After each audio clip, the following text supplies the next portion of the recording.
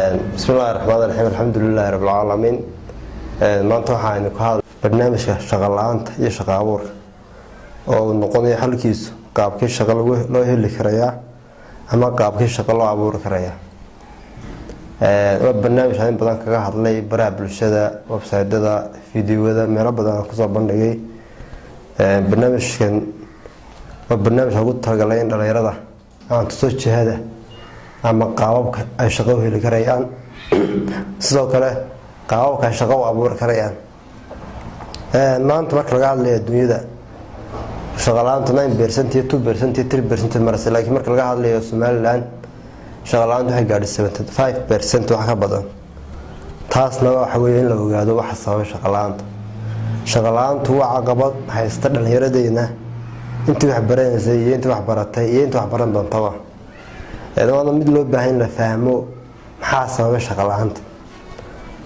si looga bixi karo shaqo la'aanta marka laga hadlayo shaqo la'aanta wadankeena way jirtaa sabab badan bana ayaa sababay oo ay kamid tahay tawo adag ee sababta ama sababta ugu weyn ee sababta shaqo la'aanta waxa kow ka xirfad la'aanta inta xirfad la'aan jirto waa inta ay shaqo la'aan jirto inta xirfad la haysana waa inta shaqo la haysto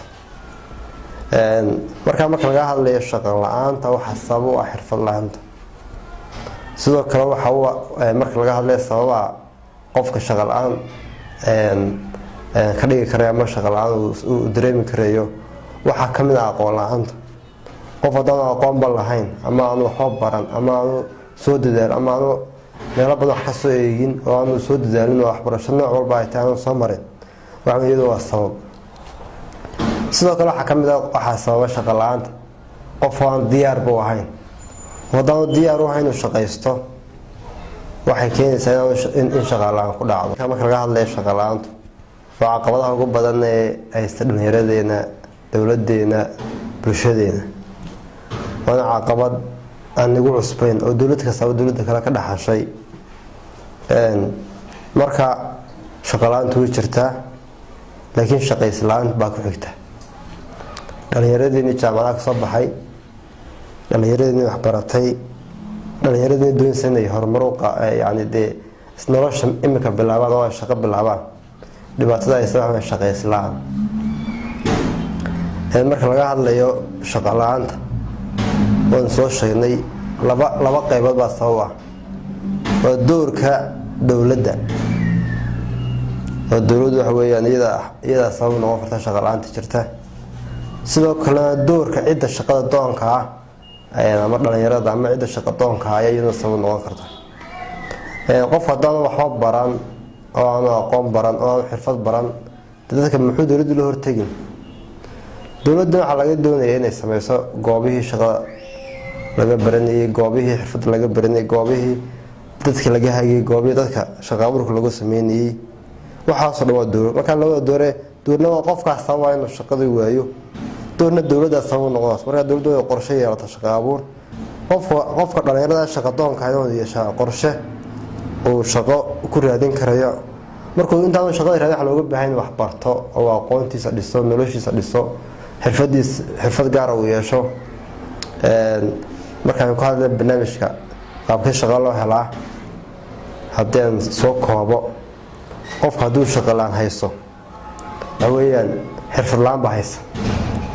marka number 1 qofka doonaya inuu shaqo helo waa inuu xirfad haystaa xirfado kala duwan oo ay kamid tahay xirfad la jaan qaadaysa waqtiga iyo halka uu ku sugan yahay xirfadaas ha noqoto mid caawinaysa bulshada aad la nooshay xirfadaas ha noqoto mid loo baahan yahay waad yeelataa xirfad gaar ah oo dadka kaga duwan tahay ama aad yeelataa xirfado kala duwan oo baahi looga qabo gobolkaaga ama degmadaada ama halka aad ku nooshay haddii aad doonaysaa shaqo la'aanta ka baxdid waa xirfad yeelataa kow sidoo kale haddii aad doonaysaa shaqo heshaan waa inaad yeelataa aqoon kala duwan mid maadi ah iyo mid diineed labadaba marka kale waxa ku xigaya haddii aad doonaysaa shaqo heshid waa inaad diyaar u tahay shaqaystid haddii aad bil baratay oo lacag qaadan jirto bil kasta lacag lagu siin jiray weligaa ma shaqaysanaysa laakiin waa diyaar u tahay shaqo raadisa haddaan shaqo raadsan weligaa shaqo ma helaysid marka laga hadlayo qaababka shaqada loo helo waa intaas ugu badan qofku diyaar inuu shaqaysto inuu xirfad leeyahay inuu aqoon leeyahay inuu raadin karayo marka uu aqoontii barto uu xirfadii yeesho waa inuu yaqaan qaabka loo raadiyo shaqada marka laga hadlayo qaybta kale qaabkee shaqo loo abuuraa waa qodobka labaad qaabkee shaqo loo abuuraa marka la doonayo shaqo la abuuro waa shaqaale noqoto marka hore ama aad waayo-aragnimo badan soo heshaa waayo-aragnimada waxaa ka mid ah haddii aad waxa aad doonaysid inaad ka shaqaysid ama aad shaqo ka abuurtid waa inaad xog fiican iyo waayo-aragnimo badan iyo research badan aad ka samaysaa marka in shaqo la helo waxaa ka fudud in shaqo la abuuro uu qofku shaqo yar iska abuuran karayo shaqadan wuxuu ka abuuran karaa xirfadu yaqaano waayo-aragnimadu leeyahay halka uu jecel yahay inuu ka shaqeeyo hamigiisu wuxuu yahay marka waa marna hamigaadu noqdaa shaqayshada shaqaysid marna waa in hamigaadu noqdaa inaad shaqo abuurtid oo labada isku xigay weeyo is caawinayaan waxay isku caawinayaan qof marka hore markuu shaqo uu helo uu soo shaqeeyo badan waayo-aragnimo badan buu helayaa oo meelo badan buu kasoo shaqeeyo waayo-aragnimo shaqo helayaa mar labaadka markuu waayo-aragnimada helo uu dhaqaale helo oo adduunyo helo de ayuu shaqo abuuri karayaa wadankeena waxaa ku yar maalgashiga ama hay-adaha wax maalgeliya taas baa markaa caqabad ku ah inaad wixii aad jecel marka waad bilowdid waayo markaas leeda shaqo abuur dhaqaale kaaga baahantay hagis bay kaaga baahantay waayo-aragnimo kaaga baahantay marka waxaa kaaga fudud inaad iska soo yaro shaqayso xoogaa dhowr sano kadibna aad shaqada abuurtid marka dhalinyarada waxaan soo jeedinayaa inay noqdaan qolo dad shaqo jecel dad xirfad leh dad diyaar u ah in noloshooda yani ay bedelaan oo ay kor u qaadaan si ay u helaan shaqo oo waxyaalahan kula talin waxaa ka mid ah qof marka uu doonayo inuu shaqo helo inuu dabeecadiisa dhisaa inuu aqoontiisa dhisaa inuu diintiisa dhisaa inuu xirfad la yimaadaa inuu communication iyo dad yani dad dhaqan iyo dad la wadaag waa inuu yeeshaa sidoo kale waa inuu qofku yeeshaa inuu bulshada ku xidhan yahay uu leeyahay saaxiibo fara badan asxaab badan kuwaasoo ay dantiisu inuu shaqo ka helo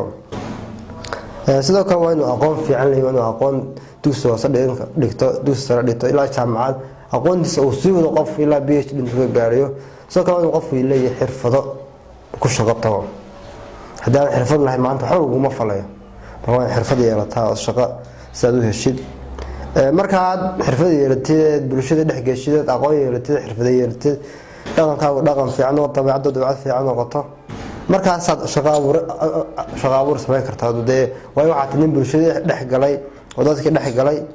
markaa shaqo abuurkuna waa marka dambe laakiin marka hore waa diyaar inaad shaqaysataan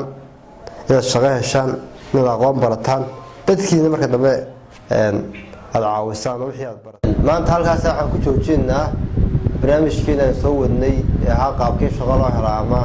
shaqo loo abuuraa waa qaybta koowaad insha Allah wada qaybta koowaad iska day waxa weeyaan waxaan ku xigsiin doonaa qaybaha dambe